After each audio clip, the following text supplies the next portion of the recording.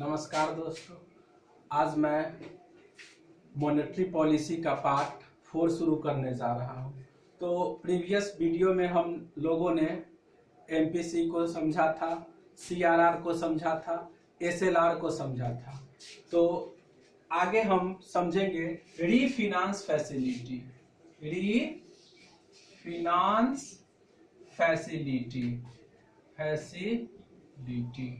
तो रीफिनांस फैसिलिटी क्या होता है?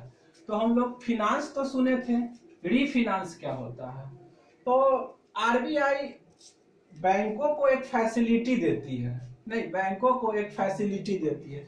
जैसे इसको समझते हैं, जैसे मान लीजिए कि ये आरबीआई है और ये कोई बैंक है और ये कस्टमर है, ठीक। तो इसमें क्या होता है कि आरबीआई बैंक और कस्टमर, तो आरबीआई एक बैंकों को फैसिलिटी देती है, यानी कि जब बैंक को पैसे की जरूरत होती है तो बैंक आरबीआई से क्या करती है? फिनांस करवाती है। यानी कि जब आरबीआई बैंक को पैसा देती है तो वो फिनांस कहलाता है। अब बैंक जब कस्टमर को पैसा देती है तो ये कहलाता है रीफिनांस। तो उम्मीद करते हैं कि रीफिनांस फैसिलिटी आप समझ गए होंगे, ठीक। तो इस रीफिनांस फैसिलिटी को हम दूसरे एग्जांपल से समझाने का प्रयास करते हैं। जैसे मान लीजिए कि कोई बैंक है, मान लीजिए कि ये कोई बैंक है, ये कस्टमर है, नहीं तो ये बैंक है और ये कस्टमर है। तो बैंक किसी कस्टमर को 1 लाख रुपया देती है। जैसे मान लीजिए कि वो कस्टमर का नाम विजय लाल है, मान लेते हैं कि वो कस्टमर का नाम विजय लाल है।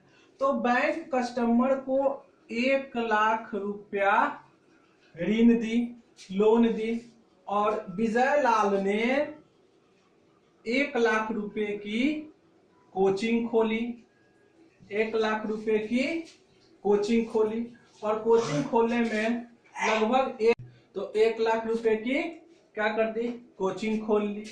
तो अब इसी बीच में आ गया कोरोना, इसी बीच में आ गया कोरोना और कोचिंग हो गई बंद, कोचिंग हो गई बंद। तो अब देखिए कोचिंग क्या हो गई? बंद हो गई। तो अब मकान मालिक अब रेंट के लिए कहने लगा, रेंट दीजिए, रेंट दीजिए। तो क्या हुआ कि अब जो पैसा था वो मकान मालिक को रेंट के रूप में दे दिया। तो अब विजय लाल क्या हो गए? ठन ठन गोपाल। अब कुछ पैसा बचा नहीं। कोचिंग चलने से पहले ही बीच में आ गया कोरोना, और विजय लाल को उम्मीद था कि कोचिंग खुलेगा, बच्चे आएंगे, पैसे देंगे, फिर हम सभी को बैंक को चुका देंगे या जिससे भी लिए हैं उसको दे देंगे। लेकिन कोरोना आकर के सब चौपट कर दिया। तब क्या करेंगे? अपनी परिस्थितियां को, और इसी बीच बैंक क्या करेगा? विजय लाल को कहेगा कि मेरे पैसे दो, मेरे पैसे दो, मेरे पैसे दो। तो विजय लाल अपनी परिस्थितियां को बैंक को बताएगा कि देखिए मेरे पास जो भी पैसे था वो सारा का सारा खत्म हो गया, नहीं तो अब आप हमें कुछ पैसे दे दीजिए, कुछ पैसे दे दीजिए ताकि वो 3 महीना के लिए जो भी बंद पड़ा था, ताकि कुछ पैसे दे दीजिए कि हम वो फिर से उसको रीस्टार्ट करें कार्य को, और जब फिर हम अर्न करेंगे तो फिर सारा का सारा पैसा चुकता कर देंगे। तो बैंक बोलती है, बैंक कहती है कि बात तो ठीक ही बोल रहा है, ठीक है। तो बैंक क्या करती है? एक छोटा सा ऋण और दे देती है, छोटा सा लोन और दे देती है। मान लीजिए कि 10,000 का लोन और दे दी, तो ये 10,000 का ऋण और दे दी, यानी 1 लाख जो था ऋण प्राप्त करने के लिए बैंक एक छोटा सा और ऋण दे दिया, नहीं तो ये यहाँ पे क्या हुआ, फिनांस किया, यहाँ पे फिनांस किया और यहाँ पे क्या किया, रीफिनांस किया, रीफिनांस किया। नहीं तो 1 लाख ऋण पाने के लिए एक छोटा सा ऋण और दे दिया, जो बाद में जो ऋण दिया गया उसे रीफिनांस कहते हैं। नहीं तो दोस्तों उम्मीद करते हैं कि ये एग्जाम्पल आपके जिंदगी से जुड़ा हुआ है।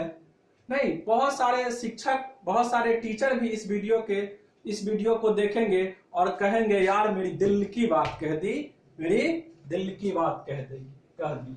तो उम्मीद करते हैं कि आप रीफिनांस फैसिलिटी को समझ गए होंगे, और अगर आप समझ गए होंगे तो थम्स अप कीजिए और मेरे वीडियो को लाइक, शेयर और मेरे चैनल को सब्सक्राइब करना ना भूलें। धन्यवाद।